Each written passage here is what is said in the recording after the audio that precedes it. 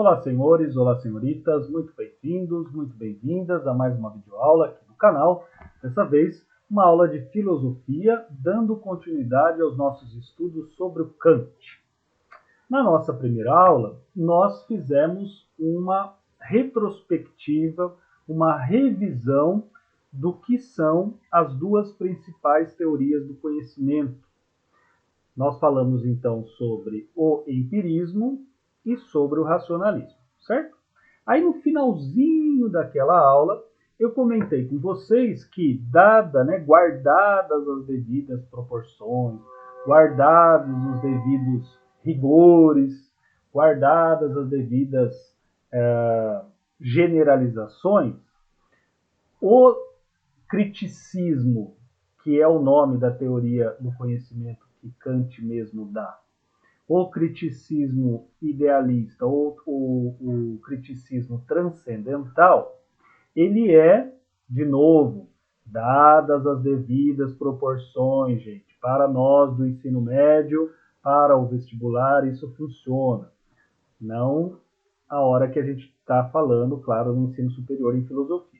Mas, então, guardadas as devidas proporções, o criticismo ou o idealismo transcendental, ele é uma união entre alguns aspectos do racionalismo e alguns aspectos do empirismo.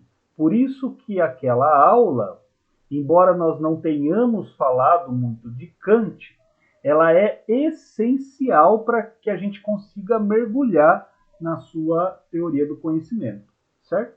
Então, nessa segunda aula, aí sim a gente começa a desvendar, a gente começa a investigar a importância que a teoria do conhecimento tem, kantiana, que é a importância da teoria do conhecimento kantiana tem para a história da filosofia. Para a história da filosofia.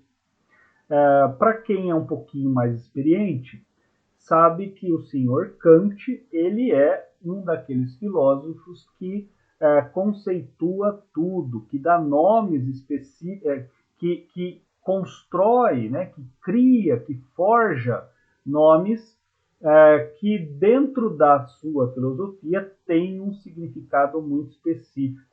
Nós já vimos a sua filosofia moral, e lá, imperativo categórico, imperativo hipotético, a vontade boa, né? São palavras que têm um significado no linguajar comum, mas que dentro da filosofia kantiana assumem um significado muito específico. E a mesma coisa acontece com essas palavrinhas que estão aí na nossa lousa: juízo sintético, juízo analítico. E lá no finalzinho da aula a gente vai falar sobre o juízo sintético a priori. Né? A priori. Bom, então, para que a gente possa começar a nossa aula mesmo sobre o Kant, eu começo com essa expressão juízo sintético. Porém, antes da gente falar sobre o que é um juízo sintético, a gente tem que ter claro em mente o que é um juízo. Né? O que é um juízo? Gente,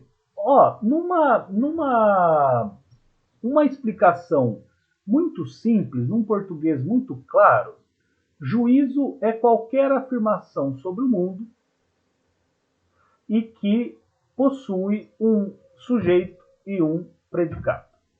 Certo? Ou seja, juízo é uma afirmação, é uma, digamos, vou usar um linguajar um pouquinho mais técnico, é uma proposição. Juízo é uma proposição. E como toda proposição, ela tem um sujeito e um predicado. Certo? Parece até aula de português. E a hora que a gente está começando a ler Prolegômenos do Kant, nos dá essa a sensação de que ele está nos ensinando gramática. Bom, a parte essa definição de juízo, os exemplos eles são muito mais simples. Eu acabei de falar que todo juízo é uma afirmação ou é uma proposição sobre o mundo, sobre as coisas. É sempre, portanto, alguém que age em relação a alguma coisa. Então, se eu digo João é malvado, isso é um juízo.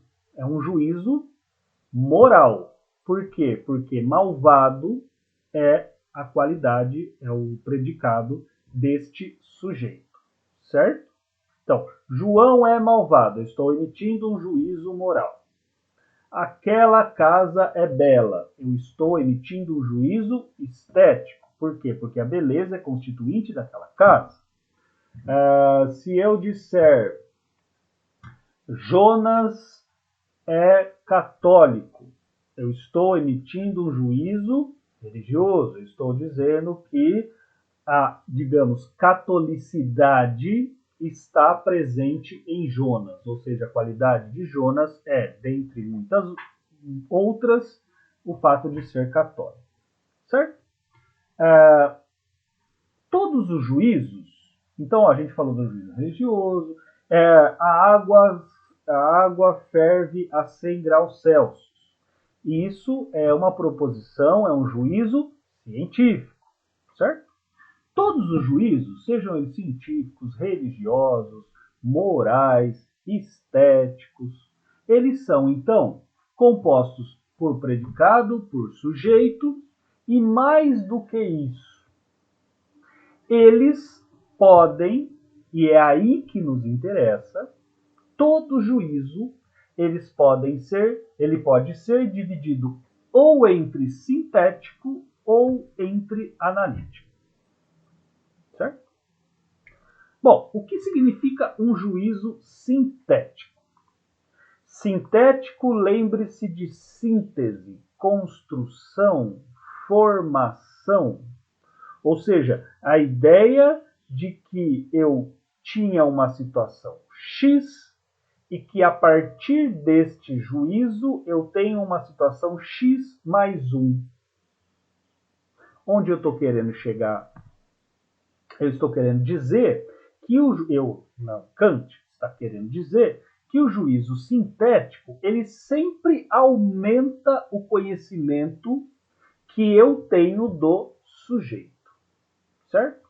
Então, vou colocar aqui a característica principal, são duas. A primeira é de que todo juízo analítico aumenta nosso conhecimento. Certo? Exemplos.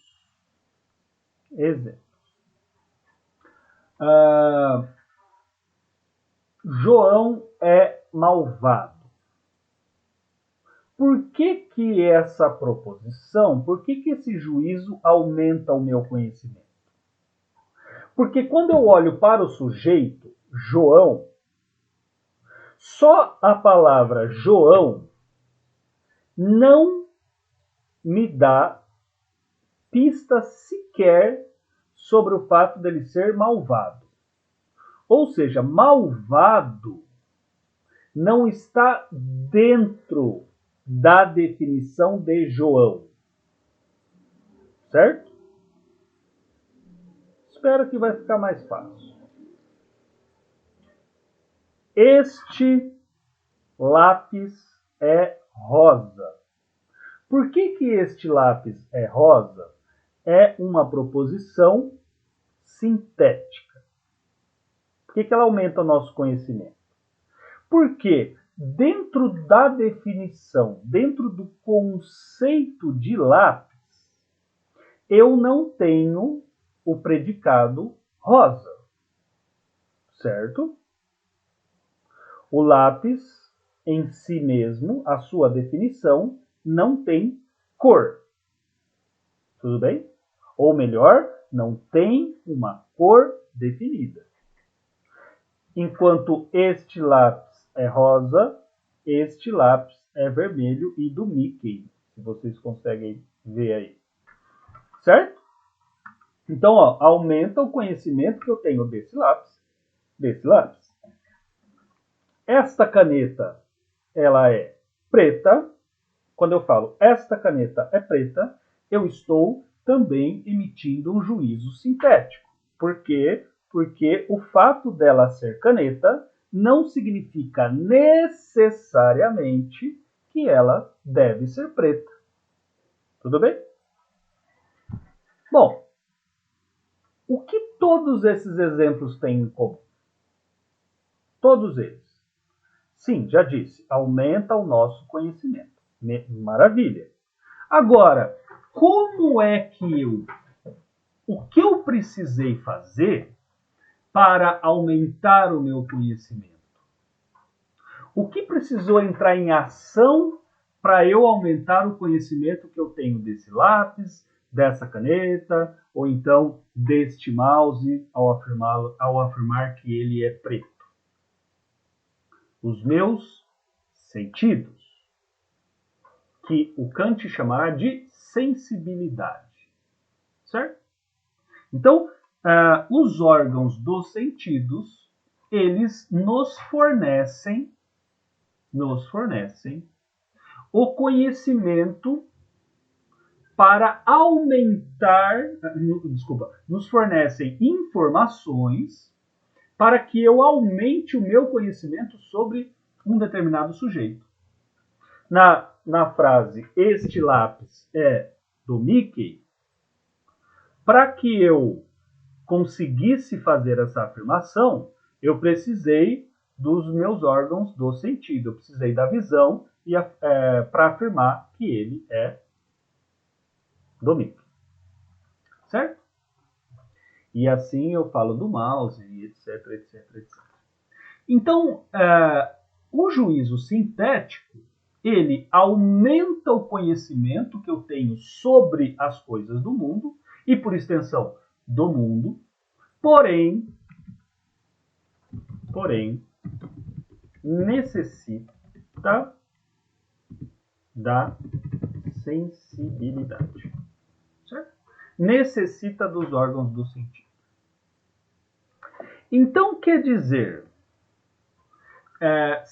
o Kant está dizendo que quando eu afirmo coisas sobre o mundo, no primeiro momento, né? Existe, na verdade, proposições, existem juízos sintéticos sobre o mundo, em que, de fato, eu aumento o meu conhecimento. Eu fico sabendo mais sobre o mundo. Porém, esse saber mais, ele depende da experiência. Ele depende da minha sensibilidade. E por depender da minha sensibilidade, ele é sempre particular. Ele aumenta o meu conhecimento, mas ele é um conhecimento particular. Aumenta o nosso conhecimento, porém necessita da sensibilidade. Além disso, e aliás, por consequência, o conhecimento é não, vou colocar, necessário. O que significa, gente, dentro do vocabulário da filosofia, dizer que não é necessário? Ou o sinônimo dessa expressão não necessário significa arbitrário, tá? Arbitrário. Pode ser também acidente. O que é algo arbitrário? O que é algo acidental? O que é um atributo? É alguma coisa que de fato existe, mas que não precisaria existir. Que não faz da coisa, aliás, que não é, vamos colocar assim, que não é a essência da coisa. Exemplo de algo necessário. Para Platão, para Aristóteles, a alma é condição sine qua non, é condição indispensável para caracterizar o homem. Certo? Portanto, alma é a essência.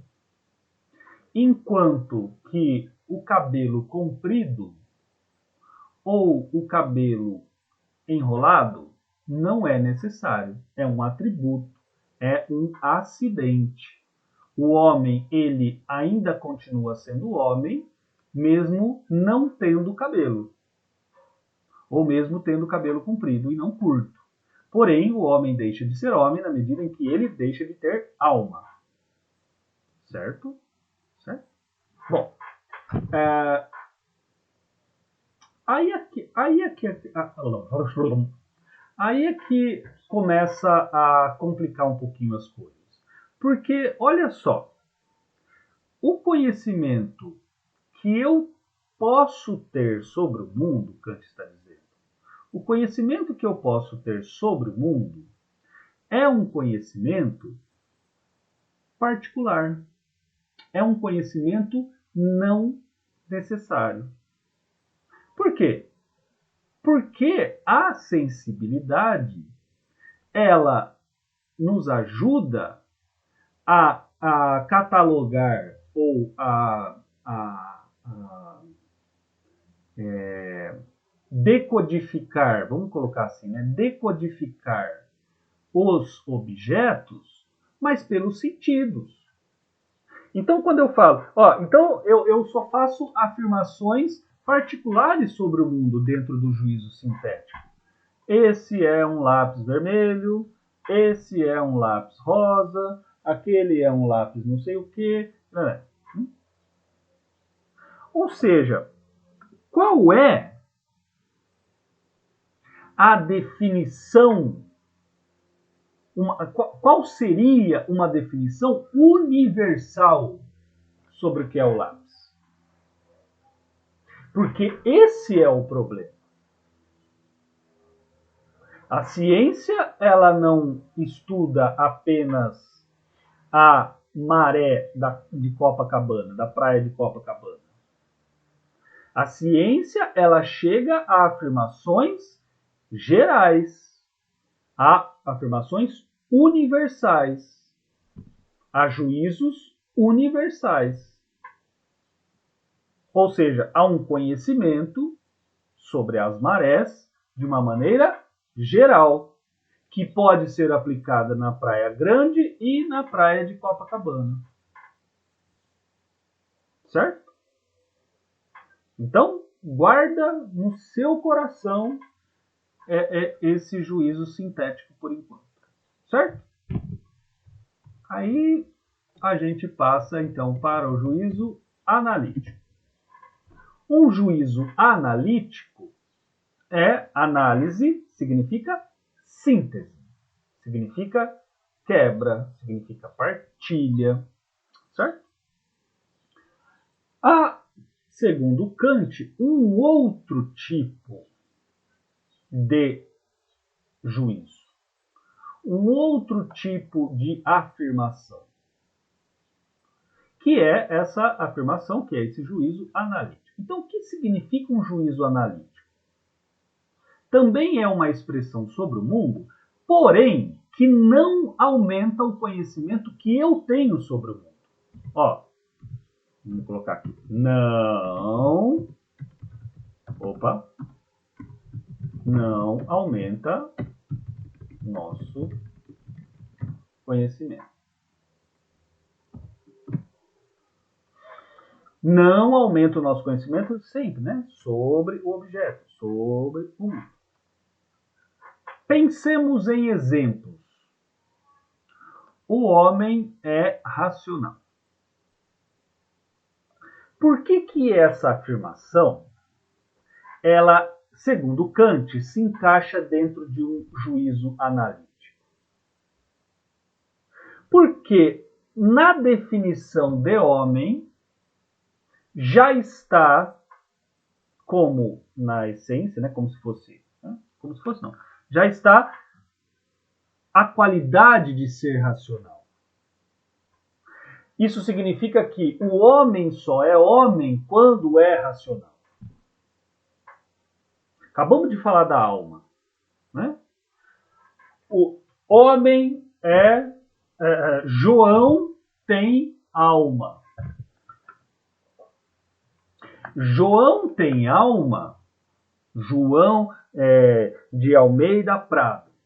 João de Almeida Prado ter alma, essa afirmação, ela não aumenta o nosso conhecimento sobre João. E por quê?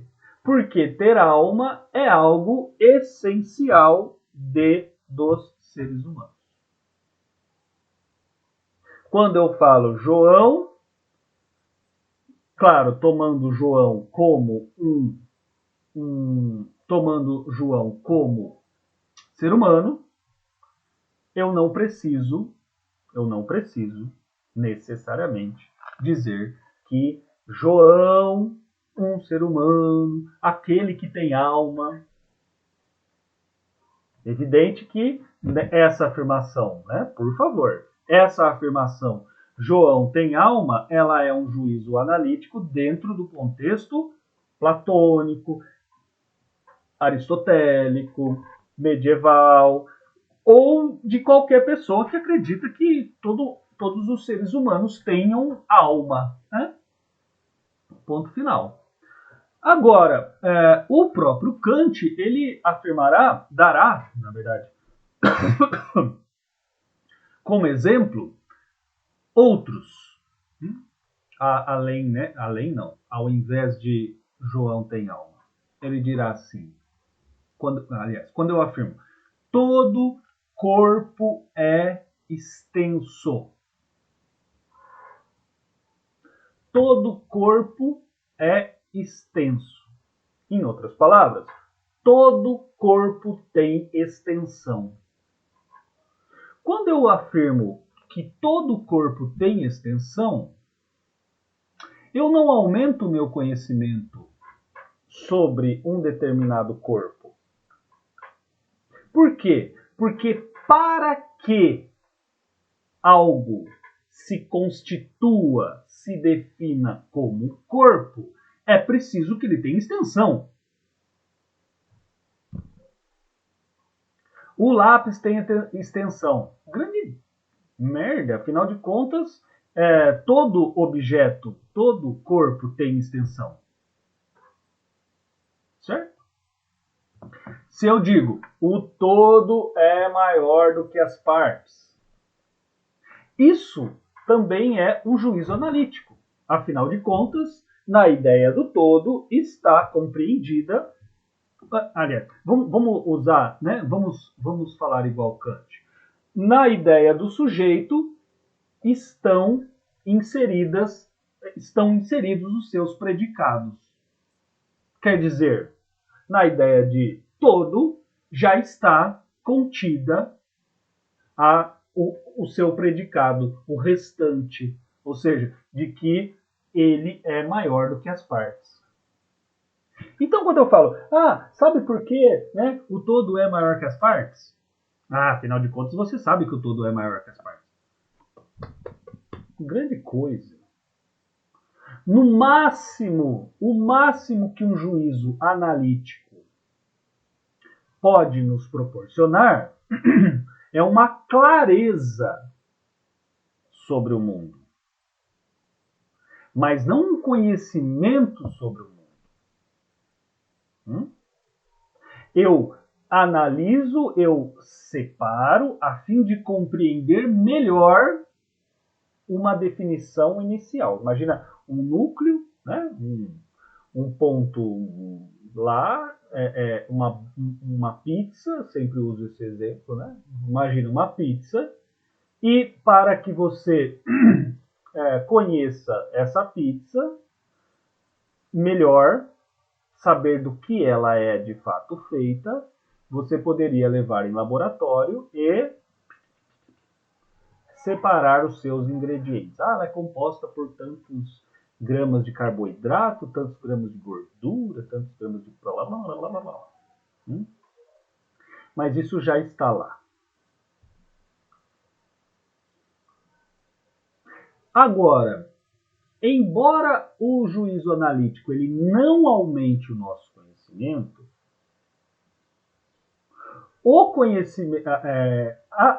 os juízos analíticos, eles são sempre sempre, sempre verdadeiros. Eles são sempre, portanto, necessários. Eles podem sempre serem aplicados à realidade, em qualquer circunstância. Então, ele não aumenta o nosso conhecimento, porém, é universal. Universal. Vou colocar lá, ou então eu vou colocar melhor ainda, vou colocar do jeito que está lá. Necessário. Necessário. Por quê? Porque quando eu digo, levando em consideração que João é racional, aliás, desculpa, levando em consideração que todo ser humano é racional e que João é um ser humano, eu afirmar que João é racional não aumentou o conhecimento que eu tenho de João, porém é verdadeiro. Dentro, então, eu falo, levando em consideração que João, José, Maria, Antônio, Marcos, Guilherme, Brenda, Lívia, Daniela e Vera e são seres humanos. Eu afirmar que Vera, Lívia, Daniela, João, Marcos, Brenda tem alma é um truísmo. É afirmar a mesma coisa com outras palavras.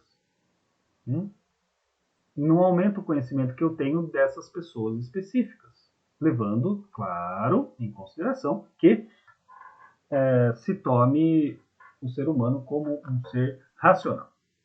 Certo? Então, eu procurei aqui ir o mais devagar possível. Ele não aumenta nosso conhecimento. Né? O que é o juízo analítico? Ele não aumenta o nosso conhecimento, porém é necessário. Ele não aumenta o nosso conhecimento, porém é necessário, e mais do que isso, ele não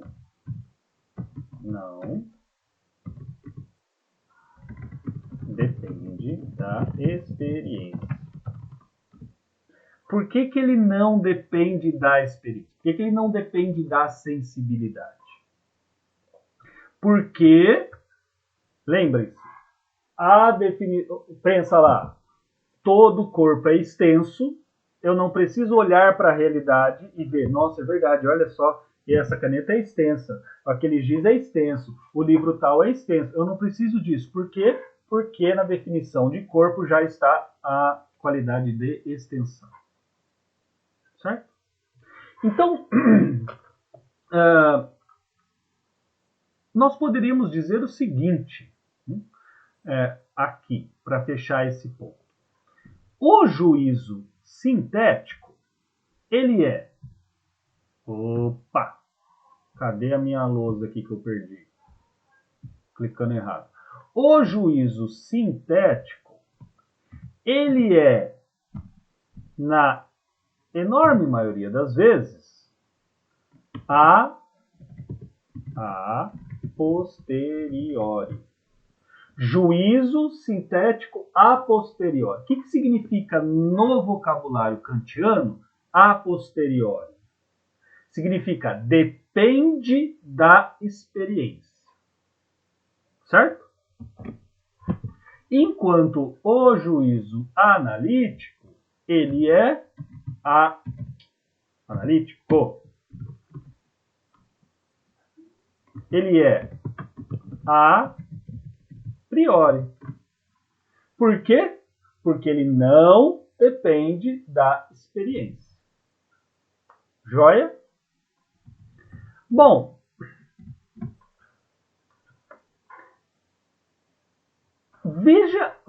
olha que coisa maravilhosa, gente. Vamos olhar aqui o que... Até arrepia, né? Vamos olhar aqui o que o Kant mostrou e aonde ele quer chegar. Ele disse assim: existe um juízo que aumenta o conhecimento que eu tenho do mundo, porém, esse conhecimento, ele é um conhecimento que depende da experiência e que, portanto, só chega a conhecimentos particulares. Aquele ganso é branco, aquele outro é preto, aquele não sei o quê. Para eu chegar, para que eu possa chegar ao conhecimento, aumentar o meu conhecimento sobre o ganso, eu preciso visualizar, eu preciso experimentar diversos gansos. Só que quando eu faço isso, eu chego a conhecimentos que se referem única e exclusivamente àqueles gansos que eu vejo. Vejo é bom. Aqueles gansos que eu vi. Eu ia mostrar vi com vejo, ficou vejo. Vi.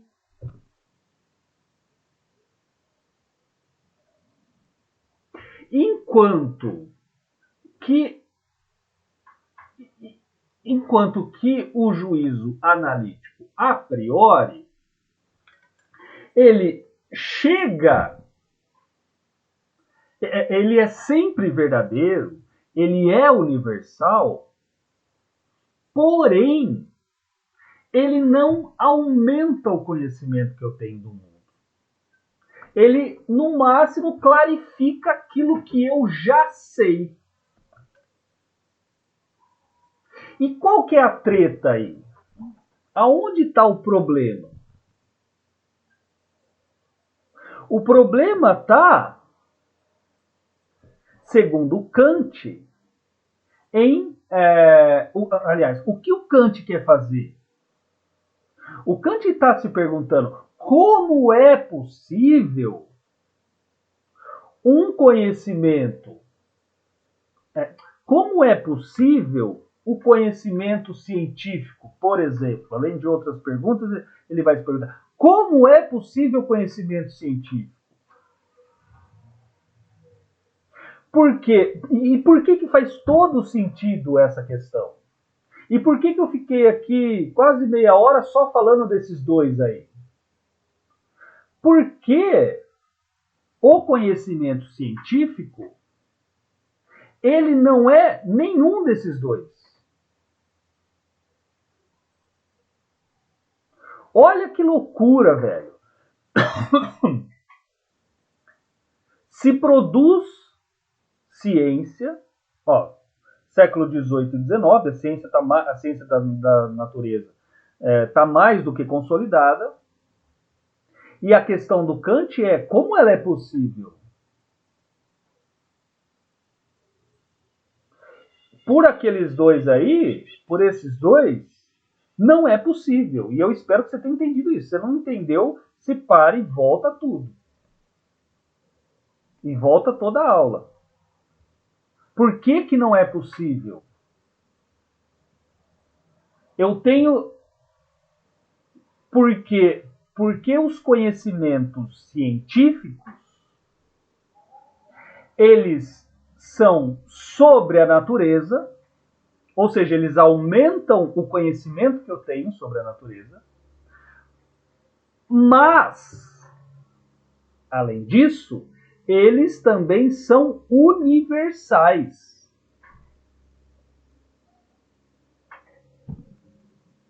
Sacou, mano? Sacou? Onde eu quero chegar, por que o Kant demora tanto para explicar esses dois tipos de juízo? Porque o que ele vai fazer é uma junção dessas duas coisas.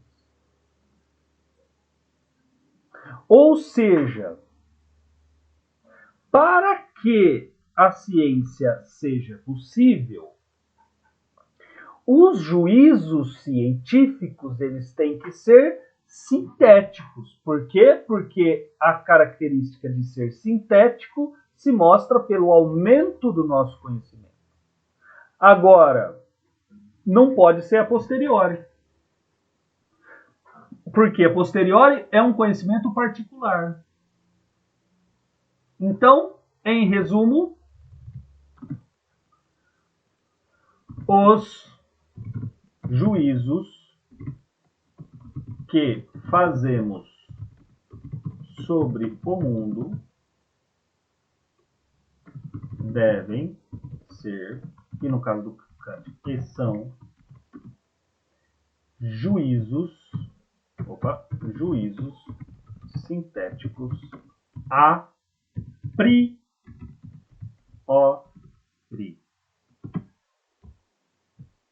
Veja se vocês conseguiram chegar a isso aqui, moçada. Por favor. Se não conseguiu, pergunte. Ou então, assista às aulas de novo. Os juízos que fazemos sobre o mundo devem ser e são juízos sintéticos a priori.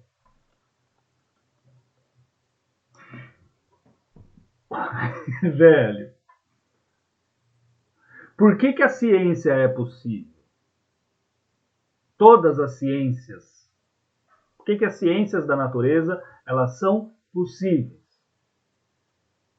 Porque elas aumentam o conhecimento que eu tenho do mundo. Porém, elas precisam da sensibilidade. Porém, a sensibilidade, vou colocar assim entre aspas, eu já explico melhor. Porém, a sensibilidade, ela nos fornece características universais dos objetos. Tempo para pensar. Veja se vocês chegaram a essa conclusão. Juízos sintéticos a priori. São juízos que aumentam o nosso conhecimento sobre o mundo, mas que independem da sensibilidade. Que independem da experiência. Aí você fala assim, mas como isso é possível? Afinal de contas, quando eu olho para o mundo, eu só vejo coisas particulares. Como isso é possível? O que existe de universal nos juízos sintéticos a priori? Certo, moçada? Ficamos por aqui nessa aula. Na aula que vem, na aula número 3, a ideia é ver de que maneira que um juízo sintético pode ser a priori. E, finalmente, por que as ciências produzem um conhecimento que Kant chama de apodítico, ou seja, por que a ciência produz um conhecimento verdadeiro e universal sobre o mundo, e por que a filosofia ou a metafísica não produz um conhecimento verdadeiro, apodítico, universal e necessário sobre o mundo. Beleza, gente? Espero que vocês tenham entendido. Fui da maneira mais que eu, dentro das minhas limitações, que mais clara possível para entender esse rolê kantiano. Sei que não é fácil e não é de hipótese alguma. Tive que ler muito para conseguir chegar aí, conversar muito para chegar aí. Espero que vocês entendam. Se não entender, me perguntem. Por quê? Porque se não entender isso aqui, Hegel não vai fazer sentido, idealistas não vão fazer sentido nenhum, Nietzsche não vai fazer sentido. Aí vai começar a embrulhar tudo.